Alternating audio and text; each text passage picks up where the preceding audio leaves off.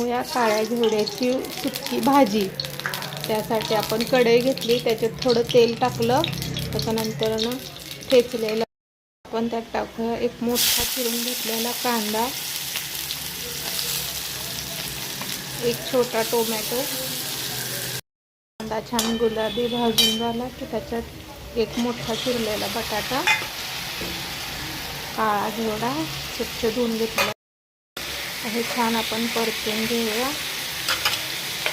ह्याच्यात आपण चटणी, मीठ, हळद छान आपण परतून घेऊया। त्याच्यात एक चमचा दाण्याचं कूट, थोडी कोथिंबीर, हे छान परतून घेऊया। त्याच्यात आपण एक वाटी पाणी